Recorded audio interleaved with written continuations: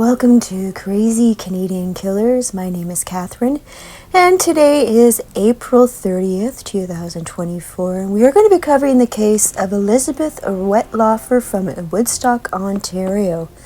Woodstock, Ontario is a small town of 50,000 people, around 145 kilometers west of Toronto. Was incorporated as a town in 1851, is known as the dairy capital of Canada. It hosts a few festivals in the summer for wood, cars, music, fleece, and farming. Elizabeth Parker was born on June 10th, 1967, and was raised in Woodstock by Doug and Hazel Parker. She played trombone in the high school band and was a goalie for the field hockey team. She was shy, odd, and awkward, and had little temper tantrums when she didn't get her own way. She once pulled the fire alarm in school and once ran away from a Bible camp. Went to Bible college and got a degree in counseling and religious studies. Then rerouted her studies into nursing and graduated in 1995. At this time, she attended conversion therapy for her sexuality.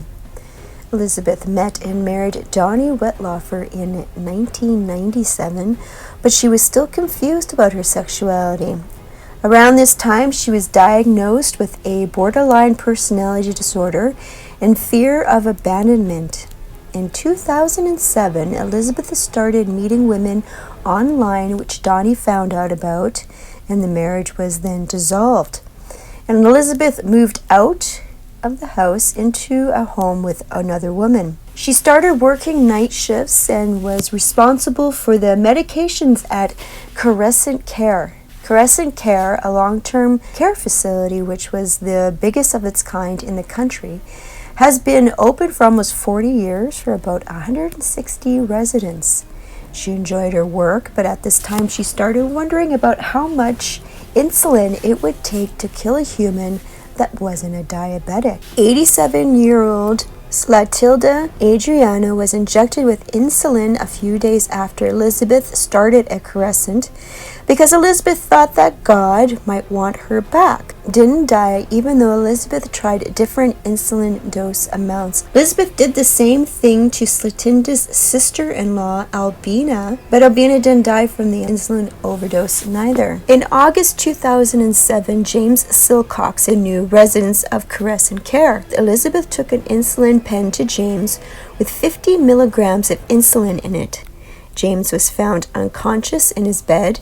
He died and his family was told he had a heart attack. Maurice Grenat, 84 years old, who was also on Elizabeth's bad side, was found in his bed, peacefully passed away December 22nd, 2007.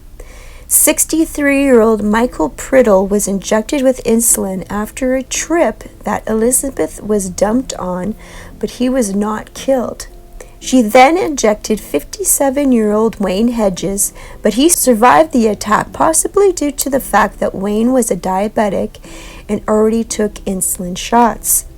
On October 11th, 92-year-old Gladys Millard passed away from insulin injection after Elizabeth injected Gladys walking out the door at the care center on her way home from work and giggling about the encounter on the way. 95-year-old Helen Matheson was deemed to want to be with her deceased family, according to the reason Elizabeth gave for taking Helen's life with insulin after buying Helen her favorite treat, blueberry pie and ice cream. In November 2011, 99-year-old Mary Zerwinski died after a large dose of insulin was given to her by Elizabeth.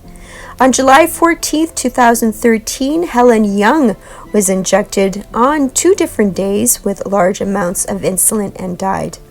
At this time, rumors started about Elizabeth showing up to work intoxicated. She was taking hydromorphone, a painkiller she would steal from patients by opening the capsules, pouring the powder into her mouth, and giving the empty capsules back to the patients or taking their leftover medications after the patient had died. Elizabeth was found passed out in the basement during a shift once. Her addictions lasted from 2008 to 2014. In October 2013, she admitted to her pastor and his wife what she had been doing. They prayed with her but did not report her as they did not believe her. 79-year-old Maureen Pickering in March 2014 was given 2 large doses of insulin after being told it was vitamins. Maureen passed away a couple days later. In March 2014, she was fired for medication mishandling after being suspended 4 times for the same mistake. A few weeks later, although Elizabeth started working at the Meadow Park Care Centre in London, Ontario. In August 2014, Arpad Horvath, who was 75 years old, was rushed to hospital unconscious and passed away after Art was given a second dose of insulin after fighting off the first dose. After this, Elizabeth quit her job, checked herself into the Niagara Rehab Center for opioid addiction. In 2015, Beth was working at temporary nursing home positions and attempted to kill 77-year-old Sandra Towler, but was saved by another nurse who noticed her blood sugars were unstable. In 2016, Elizabeth was working at a center when she put insulin in the IV of 68-year-old Beverly Beckham, but was unsuccessful in killing her. In August 2016, Elizabeth checked into the Center for Addiction and Mental Health in Toronto and told psychiatrists information. The doctor told her to write down pages of all her confessions, who gave the confession to the police, which led to a police investigation, who matched her timeline of harmful behavior to victim impacts. She had also texted Glenn Hart, a friend she had known since she was 10, that people had died because of something she had done at work and it wasn't accidental. The police interviewed Elizabeth at the rehab where she disclosed a list of names of people who had died under her care from insulin overdoses she had given them. She was not arrested at the time but was put under investigation. After 3 days, she was arrested under the assumption that she had murdered 8 people. She was charged with 8 counts of murder, 4 attempts of murder, and 2 counts of aggravated assault, making her one of the worst serial killers in Canadian history after pleading guilty to all of it.